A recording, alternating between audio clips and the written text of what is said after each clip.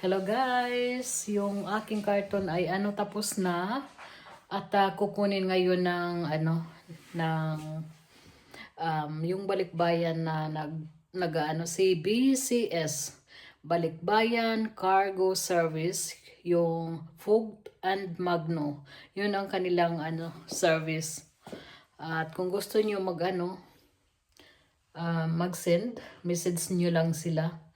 At ayan, ready na at kukunin nila ngayon.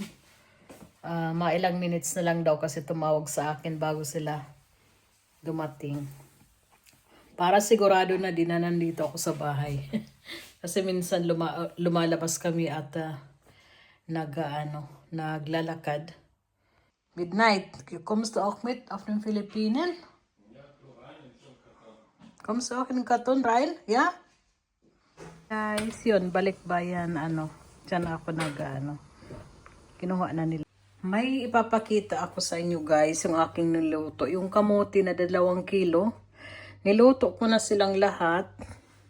At meron din akong gabi. Ayan, lalagay ko lang siya sa ref para hindi masira agad. Kasi pagka matagal na in-stock dito na hindi pa naluto, ay nasisira. So ayan, pwede din i-freezer yan. So, yan guys. Oy, happy talaga ako. At mayroon naman akong gabi at super excited. Ayan guys. Oy, grabe. Ang sarap nito. Tinikman ko na siya. Ito yung gusto ko na kamote dito kasi hindi siya masyadong matamis. Yung super tamis na kagaya ng nabibili sa German store. Pero ito hindi siya masyadong matamis. At saka ito, ang sarap. Yung sarap-sarap nito. Gusto ko yung gabi. Kain tayo. Kinakain ko pati balat kasi dyan yung vitamins din.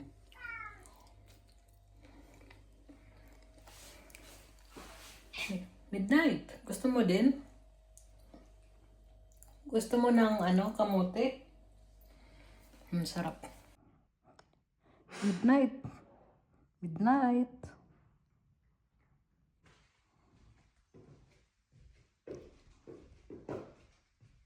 Thank you.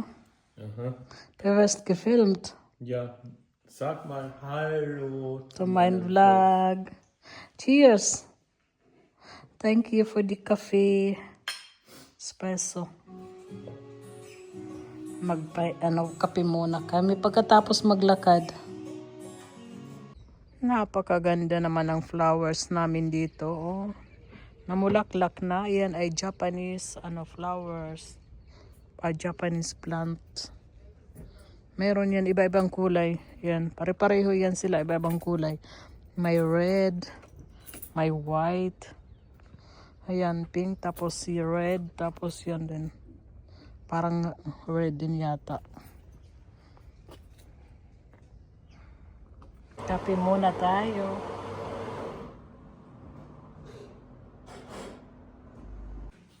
Dumadating yung aking asawa dahil kinuha yung aking pakit dahil wala kami kahapon. So tingnan natin yung laman. Yan ang aking pakit. Thank you, thank you. So ito na guys, yung aking pakit. Tingnan natin yung laman. Galing ito sa isang Asian store. So, buksan natin guys kung yung anong laman dito sa loob.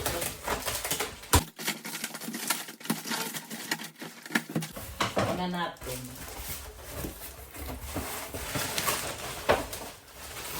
Oh, may freebies. Tingnan natin yung loob. Ayan, may okra.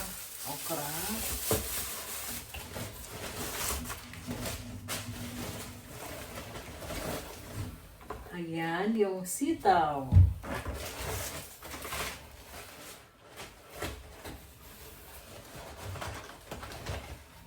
Ampalaya, kalahating kilo ay 1 kilo na ampalaya. Kalahating kilo na sitaw. At saka 1 kilo na 1 kilo na talong.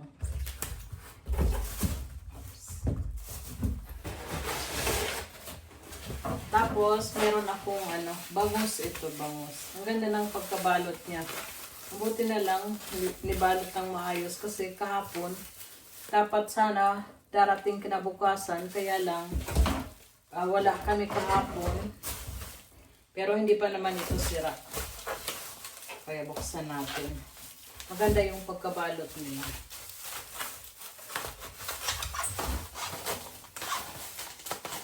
Kailangan lutuin ko to kaagad mga sangkay dahil 2 araw na siya nakaano in the way. Bawal i-freezer ulit kasi frozen ito nag-order. So yan po mga sangkay ang aking bangus. Tamang-tama ito, masarap ito partner sa gulay. Yan yung marinated na bangus. So yan lang po. Ay, at saka ito yung sitaw.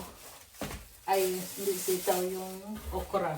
Mga fresh pa yung kasi kararating lang yun. In-order ko. So, yan po. Tapos may freebies.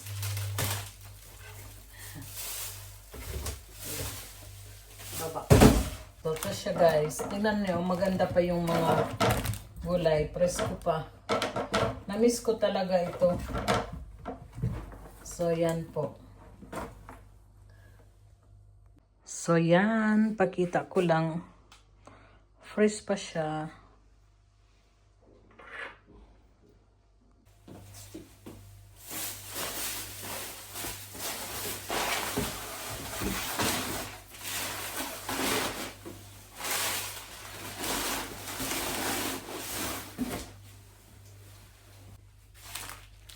Lutuin ko kaagad yung yung instant noodle. Tamang-tama, hindi pa ako nag-aalmusal. Kaya lutuin ko na siya ngayon.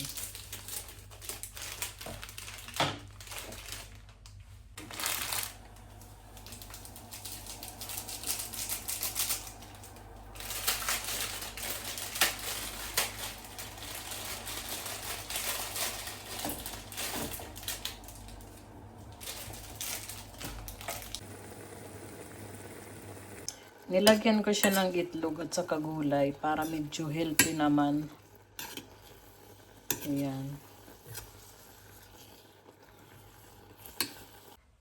So ito na guys yung aking luto na instant noodle. Thank you sa nagbigay. Let's eat. Ang init. Yung asawa ko naman bumili siya ngayon nang dito sa German store. So yan, mga pinamili niya, tingnan natin.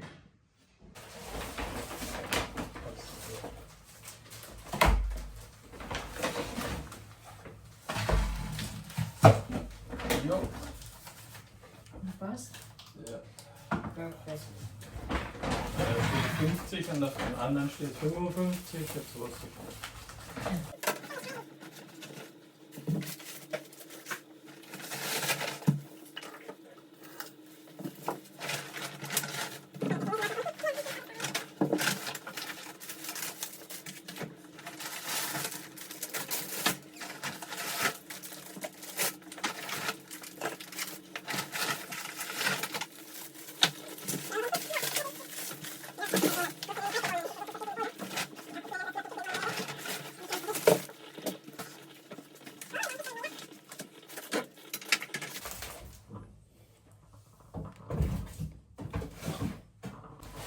Si Habi yung ng gulay.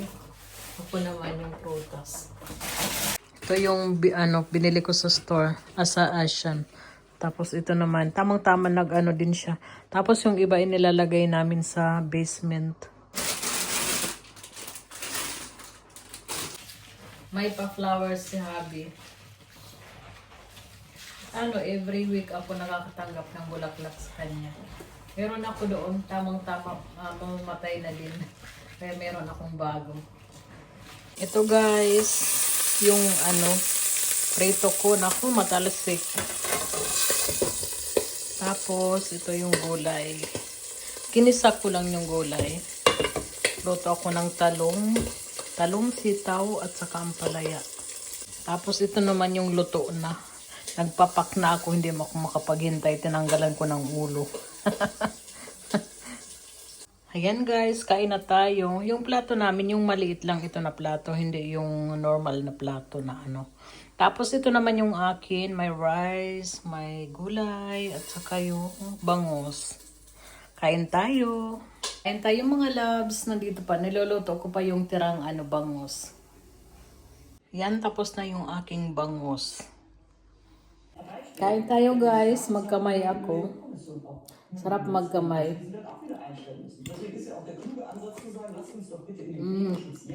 May ampalaya.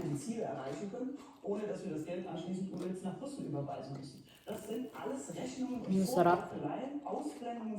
Yung bangus. Nandito si Midnight umakyat. Midnight, magst du auch? Gusto din niya. So ganito guys yung ginagawa ko sa mga gulay pagka yung alam kong marami siya. Ang ginagawa ko, hinugasan ko siya muna, saka ko siya in-slice. Yung okra, hindi ko na siya in-slice at ganito na lang para pagka gusto ko, ilalabas ko na lang. Nilagay, ko na rin yung portion na para isang labasan na lang. So yan guys, marami. Ko yung sitaw. Sitaw, 200 grams ang isang minsan kulang. Ayan, yung okra. Ganito lang, ang dami siya. Marami akong ibalot. At mayroon na akong dito sa freezer. Ilalagay ko ito sa freezer para hindi masira kaagad. Kasi yun nga, marami nga akong in-order. At ito yung talong. Ito yung lulutuin ko mamaya or bukas. Hindi ko na siya i-freezer kasi ito, nabibili naman ito sa may nabibili dito sa mga German store. Pero yung nga lang, yung kanila malalaki. Ito yung gusto ko, yung medyo maliit. Ay, maliit na mahaba. Dito kasi ang lalaki, grabe ang laki. Tapos ako ng ampalaya. Ito yung ulam ko mamaya. Kaninang tanghali yung giniluto kong gulay, yung mix, yung ampalaya, sitaw, at saka yung talong. Yung asawa ko ayaw kasi ng okra, kaya hindi ko siya nilagyan ng okra. At ito yung ulam namin mamaya. At siguro yung lagyan ko ng talong tapos tofu, hindi ko alam. So ang papakita ko po sa inyo kung ano yung ginagawa ko sa aking mga gulay pagka marami akong mga ino-order. Kasi sayang pagka masisira pagka yung ilagay lang sa ref. So yan lang po mga sangkay, pakita ko lang.